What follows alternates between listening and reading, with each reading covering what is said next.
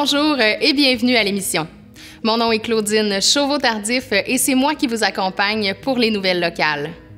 On commence notre revue de presse du côté de Lac-Beauport où c'est avec plaisir que la municipalité invite les artisans à participer à la 14e édition de son marché, la Féerie de Noël. À la suite du succès des dernières années, il renouvelle l'expérience sur le même site, soit le parc Carrier-Chamberlain, communément appelé la zone communautaire de Lac-Beauport, qui est située au 46 Chemin du Village. L'événement se tiendra de jour les 2 et 3 décembre. De nombreuses activités familiales seront offertes à leurs 2000 visiteurs. En nouveauté cette année, la journée du samedi sera prolongée jusqu'à 18 h pour proposer une ambiance festive illuminée. Vous désirez obtenir plus d'informations sur l'événement? Rendez-vous au www.lac-beauport.québec. Et à Sainte-Brigitte-de-Laval, c'est lors de la séance du conseil municipal du 13 juin que la Ville a rendu hommage à Jérémy Langlois, défenseur des remparts de Québec, l'équipe qui a remporté le championnat de la saison régulière de la Ligue de hockey junior majeur du Québec, la Coupe du Président et la prestigieuse Coupe Mémorial. Découvrez son parcours à la page 3 du journal Le Lavallois. Et du côté de Stoneham, vous avez peut-être remarqué que le parc des fondateurs s'est trouvé sans boîte à livres pendant quelques mois. L'ancienne boîte à livres a effectivement subi un vandalisme majeur ce printemps. La municipalité est heureuse d'accueillir une nouvelle boîte à livres qui vient d'être installée et n'attend que vos livres déjà lus. Cette bête boîte a été offerte généreusement par l'entreprise Menuiserie CJV et Madame Caroline Pruneau qui a voulu s'impliquer dans sa communauté. À noter qu'il y a 4 autres boîtes à livres disponibles sur le territoire en ce moment. Surveillez le site web de la municipalité pour prendre connaissance des détails et des modifications aux emplacements des boîtes à livres. Et maintenant, les électeurs du district 3 à Sainte-Brigitte-de-Laval seront appelés aux urnes le dimanche 24 septembre afin de nommer leur nouveau conseiller municipal. D'ici là, les personnes intéressées à déposer leur candidature sont invitées à le faire auprès de la présidente d'élection, Kim Fortin. Cette dernière peut être jointe par courriel à élection@sbdl.net ou encore par téléphone au 418-825-2515, poste 228. Si plus d'un candidat se manifeste, le jour de vote aura lieu le 24 septembre et un vote par anticipation sera organisé le 17 septembre. Pour plus d'informations à ce sujet, rendez-vous au metroquebec.com. À la 57e finale des Jeux du Québec qui se tenait à Rimouski, la délégation de la capitale nationale, guidée par le chef de mission Ruben Moreno de Lac-Beauport, a terminé au tout premier rang au tableau des médailles avec une récolte record de 74, dont 11 ont été remportées par des athlètes de Lac-Beauport et de Stoneham. Raphaël Carrier a dominé la compétition en vélo de montagne en remportant les 4 finales des 4 compétitions possibles.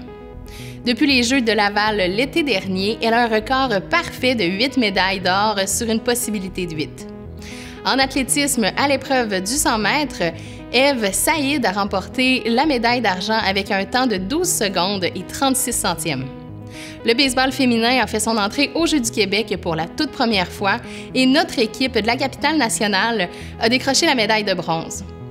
Les jumelles Coralie et Marianne Roy-Hamel de Stoneham et Tewksbury font partie de cette équipe qui a marqué le tout premier podium de ce sport.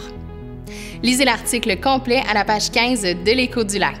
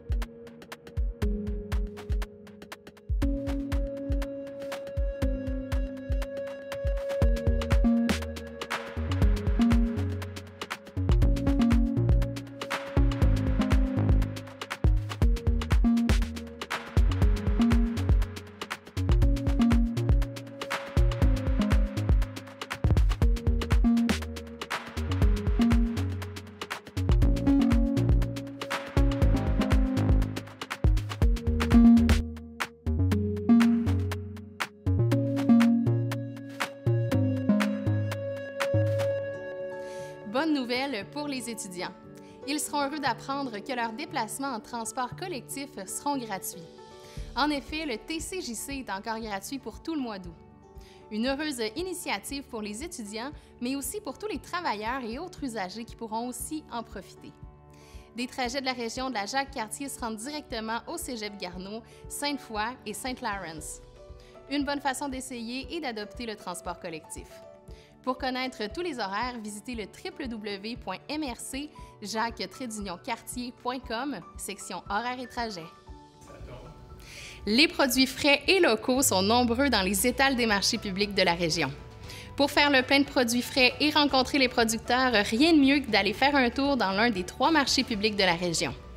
D'abord, le marché public des cantons qui a lieu tous les jeudis de 15h à 19h sur le site de la patinoire couverte au Parc des Fondateurs à Stoneham et Tewksbury. Ensuite, le marché public de Sainte-Catherine de la Jacques-Cartier qui a lieu tous les dimanches de 10h à 14h au Parc du Grand-Héron. Et enfin, le marché public de Saint-Gabriel de Valcartier qui se tiendra le 23 septembre de 10h à 16h au Parc municipal de Saint-Gabriel de Valcartier. En plus de la multitude de produits qui sont en vedette dans les marchés publics, plusieurs animations et activités ont lieu. Parmi celles-ci, mentionnons les thématiques country ou celtique, épluchettes de blé d'Inde, jeux de société géants et encore plus. Pour ne rien manquer, surveillez les pages Facebook des différents marchés ou encore la page Facebook de la MRC.